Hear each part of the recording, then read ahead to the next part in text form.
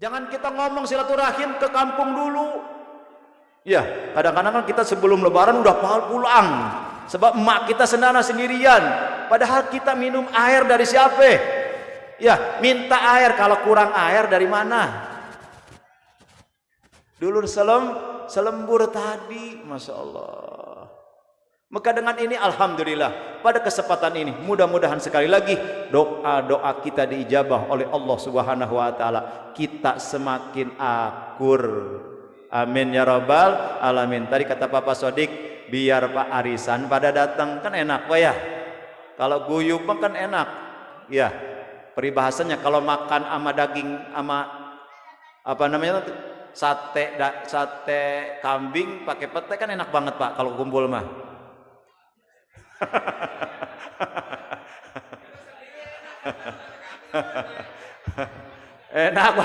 enak banget. Ya alhamdulillah. Tadi jangan lama-lama katanya. Ya, amplopnya udah dirapet. Bapak-bapak saya dikatakan pertama, pada kesempatan ini saya akan punya satu riwayat. Ada riwayat orang kaya dengan orang miskin yang diamanahkan oleh Allah. Ini seseorang udah bergaul dengan ini orang begitu hebatnya. Dia setiap harinya punya sedikit pun dia amanahkan kepada orang ini. Ini orang ini diambil amanah sehebat-hebatnya. Karena dia pastikan, dia yakinkan orang teman ini adalah orang amanah. Kemudian kata ini orang, kata sahabatnya tersebut, wahai saudaraku, wahai teman sahabat kerabatku, tidak ada yang aku percayakan sedikit pun, walaupun harta istriku, anakku, katanya. Saking percayaan ini orang kepada seseorang tersebut. Ini aku pengen berangkat haji. Aku punya uang 10 dinar. Ini 10 dinar uang, bukan uang kecil, Pak. Ya kalau dengar-dengar sholat dia tuh dinar itu ada kira-kira bangsa dahulu 1 keping emas. Ini 10 dinar kalau dikalikan begitu besarnya ini uang. Maka lantas sang orang ini nitipin kepada orang tersebut. Lantas apa gerangan? Ini orang pergi haji. Pas pulang pergi haji, ini di kota Mekah. Ini seorang riwayatnya di kota Mekah dalam riwayat tersebut. Pas ketika itu, setelah dia pulang haji, dia pulang. Tolong saya titip uang ini kepada engkau, saya akan berangkat haji. Oh. Ya udah, insya Allah saya akan memegang amanahmu, kata ini saudaranya tersebut, ada tetangganya tersebut. Maka lantas dia pulang, beres melaksanakan haji. Ketika pulang melaksanakan haji, ini orang yang diamanahkan meninggal dunia. Waduh. Dia tanya kepada keluarganya, kepada istri dan anaknya, wahai istri dari sahabatku, ayo anak dari sahabatku, tolong saya sebelum berangkat haji mengamanahkan 10 dinar kepada bapakmu ini yang meninggal dunia. Apakah ini amanah? Kamu pegang kembali? Oh tidak, Pak, saya tidak mengetahuinya, katanya. Kata sang anak dan istrinya. Dia bingung. Masya Allah, ini uang dinar bukan sedikit, kata dia. Lantas apa gerangan?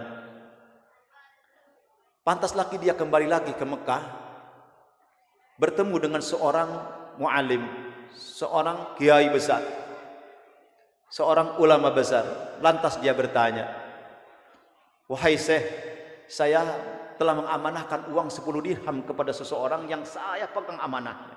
Namun orang yang dipegang amanah ini meninggal dunia. Lantas bagaimana dengan uang saya ini?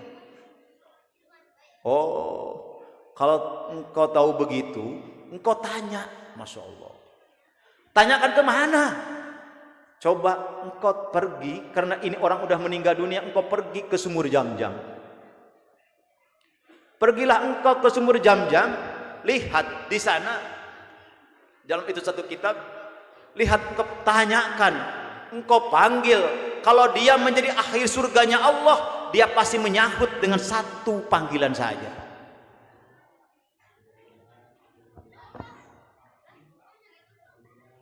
Maka apa gerangan yang dia panggil? Fulan bin Fulan. Ternyata di sumur Jam-Jam yang tadi disuruh oleh para ulama syekh tersebut tidak ada sautan panggilan. Waduh, semakin bingung. Oh, kembali lagi. Ini orang karena ada tidak panggilan. Oh, engkau kembali dengan keprihatinan yang tersebut. Kalau dia tadi perkataannya, kalau dia menjadi ahli surganya Allah, pasti dia akan menyahut tentang panggilanmu. Maka lantas pulang ini orang kembali ke pesaihnya. Wahai Syekh, tidak ada sautan panggilan aku, disebutkan ke orang tersebut. Lantas dia, kata Syekh ini, engkau pergi ke negeri Yaman. Di sana ada sumur yang namanya Barhut. Engkau pergi ke sumur Barhut. Karena di kanon dikatakan ini Barhut adalah ujung dari neraka jahanam. Engkau panggil tu Fulan bil Fulan. Lantas dengan izin Allah ini orang memanggil di Barhut ujung tersebut yang ada di negeri Yaman sana. Dia kejar karena uangnya begitu besar, amanahnya. Bukan tentang uangnya tapi memegang amanahnya yang disebutkan. Maka lantas apa gerangan? Dia panggil ini Fulan bin Fulan. Dia menyahut, iya. Masya Allah, dengan ucapan inna lillahi wa inna ilaihi raji'un. Ternyata orang yang diamanahkan, orang yang jujur begitu hebat ibadahnya, masih masuk nerakanya Allah subhanahu wa ta'ala. Begitu menggetarnya hati orang tersebut. Begitu dia merinding karena dia tahu orang ini ahli ibadah. Orang ini yang selalu memegang amanah dari Allah subhanahu wa ta'ala dan memegang amanah dari seseorang. Dia menyahut, wahai Fulan bin Fulan, di mana engkau menyimpan amanahku yang aku titipkan kepada engkau, wahai Fulan bin Fulan. Lantas apa gerangan? Ini seseorang yang diamanahkan tersebut menjawab, wahai Fulan bin Fulan. Tidak disebutkan tentang nama di dalam riwayat tersebut. Aku menyimpan amanah. Ini aku bukan amanahnya. Aku memegang amanah yang engkau amanahkan, uangmu 10 dinar itu aku taruh di situ. Di sini ada mungkin tempat ini, aku taruh di situ. Biar ini aman dan terpercaya amanah yang kau pegangkan kepada aku titipkan di tempat sana sehingga siapapun tidak bisa mengambilnya, katanya. Masya Allah. Maka lantas sebelum dia pergi mengerjakan amanah tersebut, dia tanya kepada siapa? Kepada Fulan bin Fulan yang ada di ujung nerakanya Allah subhanahu wa ta'ala, karena nama-namanya Barhut tersebut. Wahai saudaraku, aku tahu engkau adalah ahli ibadah. Aku tahu engkau memegang amanah begitu hebatnya. Kenapa engkau ada di ujung neraka ini? Ketika aku panggil, bahwasanya Syekh tersebut menerangkan bahwasanya di mana dipanggil di ujung neraka Barhut ini, engkau berada di dalam nerakanya Allah subhanahu wa ta'ala. Apa gerangan? Apakah amalanmu yang terserat yang bisa menghalangi engkau masuk surganya Allah subhanahu wa ta'ala? Apa gerangan? Kata Fulan bin Fulan tersebut, wahai saudaraku, wahai kerabatku, wahai temanku, aku berada di neraka jahanam ini gara-gara aku memutuskan dengan saudaraku. Masya Allah. Bukan 2 orang, bukan 3 orang, hanya 1 orang yang aku putuskan. Aku punya saudara, keadaan dia miskin. Karena itu keadaannya aku putuskan. Aku tidak sapa sehingga aku meninggal dunia. Apa gerangan? Lantas sang temannya tersebut pulang. Dengan benar dia memegang amanahnya. Dia pulang ke rumahnya yang meninggal tersebut. Dia pulang menanyakan kepada anaknya, bahwasanya amanah yang aku amanahkan kepada Fulan bin Fulan tersebut tersimpan di tempat sana. Coba tolong ambil. Ternyata diambil ada. Ini memegang begitu hebat amanahnya. Namun kata diceritakan, siapakah orang yang diceritakan oleh bapakmu ini, wahai anakku? Siapakah gerangan bibimu tersebut? Oh, wahai bulan bin bulan, wahai bapak, aku punya bibi, insya Allah, punya saudara yang ketika ini yang aku tahu begitu jauhnya ini bapakku dengan dia, tidak saling sapa menyapa, memutuskan di dalam hati silaturahim tersebut, sehingga aku, katanya kata ini, bahkan bapakmu berada di neraka tersebut. Lantas dipanggillah siapa? Dipanggillah bibinya tersebut yang diputuskan silaturahim. Dibilanglah bahwasanya saudaramu, kakakmu ini berada di dalam nerakanya Allah Subhanahu wa taala. Lantas sang bibinya tersebut menangis, dia memohon kepada Allah Subhanahu wa taala, memunajat bahwasanya dia memaafkan kesalahan dari sang ayahnya tersebut kepada anaknya. Maka lantas Allah mengampuni dan memaafkan dari kesalahannya tersebut. Ini menjadikan dalil bahwasanya sabda Rasulullah sallallahu alaihi wasallam, la yadkhulul jannata qati'ur rahim. Rasul katakan tidak akan masuk surga seseorang yang memutuskan tali silaturahim. Ini kalau dengan satu orang. Bagaimana kalau kita dengan sekampung kita? Maka mudah-mudahan ini anugerah bagi Allah Subhanahu wa taala, anugerah bagi kita, kebaikan kita pada kesempatan ini. Kita berkumpul di tempat ini. Ini adalah merupakan satu kebaikan yang dianugerahkan oleh Allah Subhanahu wa taala tanpa ada izin dari Allah Subhanahu wa taala. Apakah kita akan berkumpul di tempat tersebut? Kita akan kumpul di tempat ini. Kita akan mengadakan tali silaturahim antara kita, yang mungkin ada tetangga kita yang kesinggung dengan hati kita, yang mungkin kita airnya yang belum kita minta, yang belum kita tuangkan, yang belum kita minta ridho dari keluarga kita. Inilah fungsi dari halal bihalal yang kita adakan.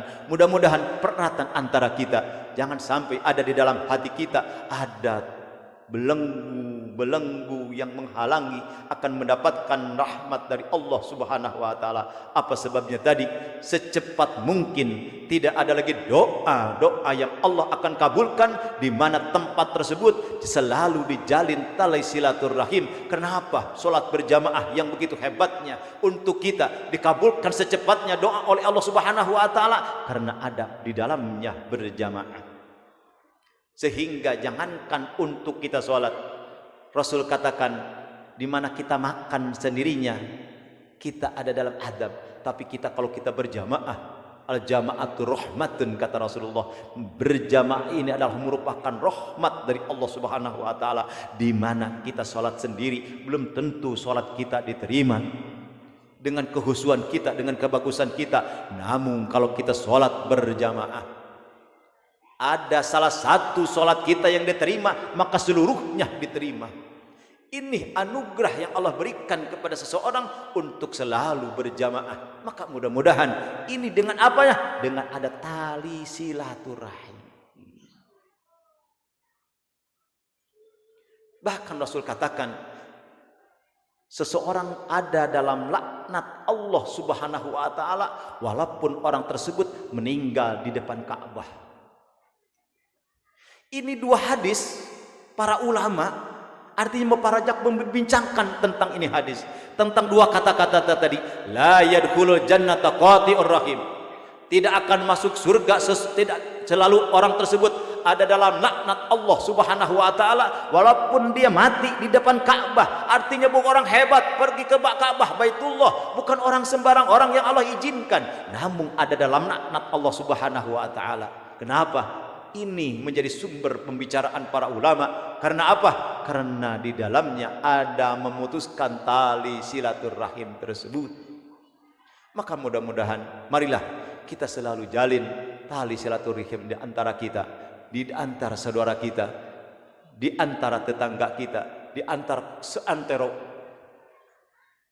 jagat raya ini. Mudah-mudahan tadi kalau dulur-dulur selembur, marilah kita akur. Dulur sagubernur, kita bermudahan Allah Subhanahu wa taala bisa kita berkumpul. Dan terutama mudah-mudahan selalu hati kita menjalin terutama dengan saudara-saudara kita yang masih ada. Mudah-mudahan Allah panjangkan umur kita, diberikan keberkahan oleh Allah Subhanahu wa taala, sehingga ini menjadikan jawaban dari Allah Subhanahu wa taala, wattaqullahallazi tasaaluna bihi wal arham. Ini Allah naskan di dalam Al-Qur'an, bertakwalah engkau kepada Allah.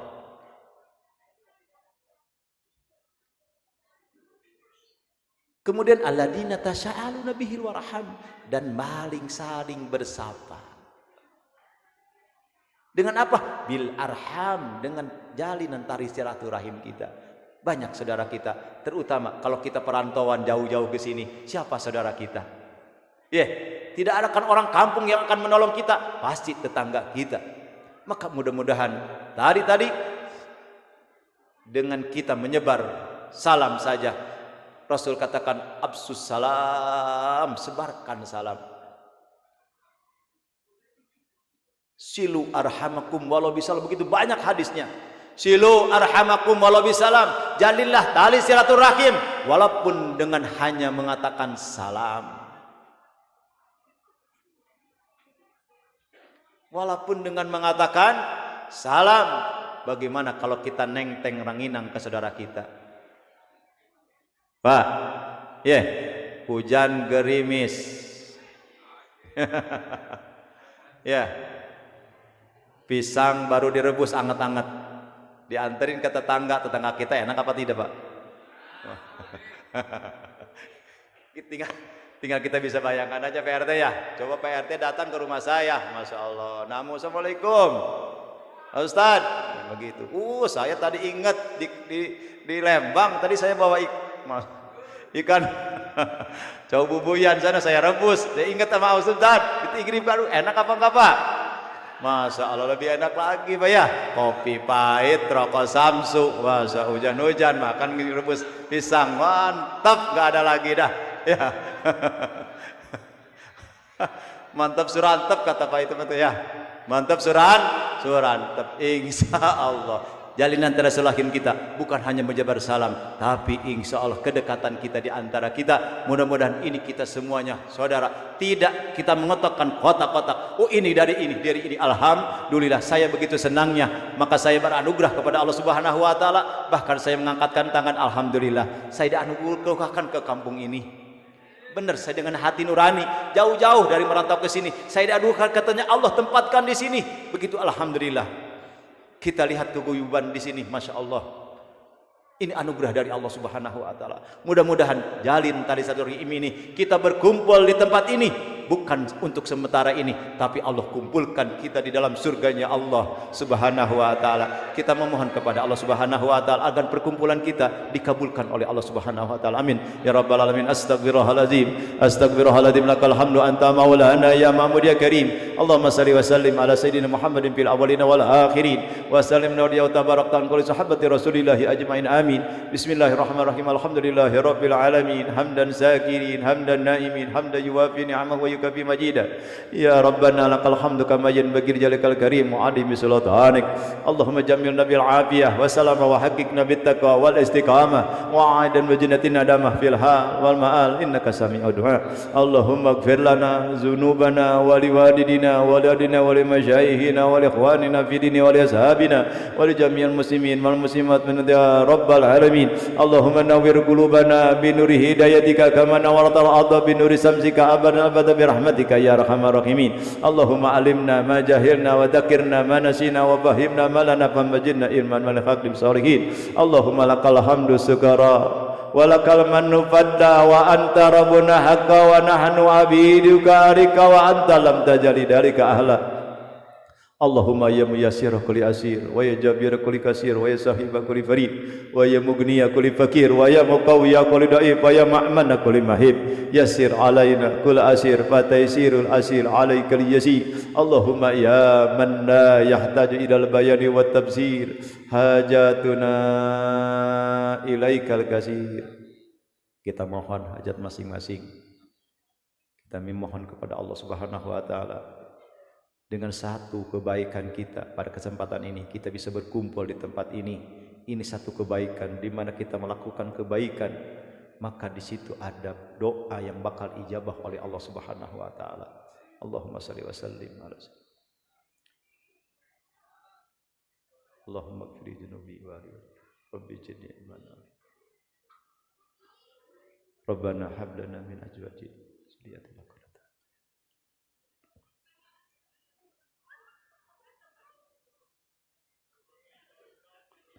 hajatuna ilaikal kasir. Ya Allah, kami berkumpul di tempat ini ya Allah.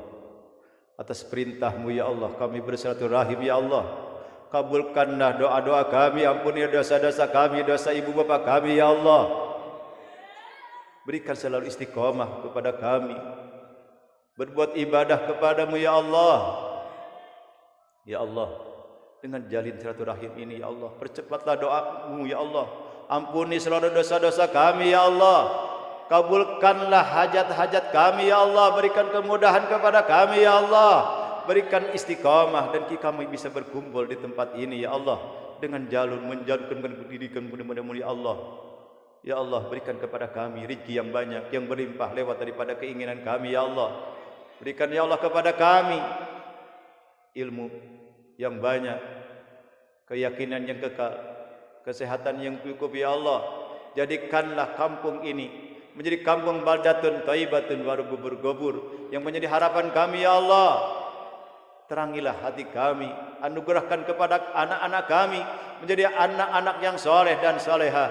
Rabbana taqabbal minna innaka antas samiul alim wa tub alaina innaka antat tawwabur rahim. Ya Allah, kami memohon dan meminta atas perintah-Mu ya Allah. Kabulkanlah ya Allah dari segala doa kami dan apa yang diminta oleh Nabi kami, Nabi Muhammad sallallahu alaihi wasallam. Berikanlah kepada kami dari segala sumber kebaikan, kebahagiaan, kesejahteraan dunia, rezeki dan akhirat. Rabbana atina fid dunya hasanah wa fil akhirati hasanah wa qina azabannar. Bi fadli subhana rabbika rabbil izzati amma yasifun wa salamun alal mursalin walhamdulillahi rabbil alamin. Mohon maaf. Assalamualaikum warahmatullahi wabarakatuh.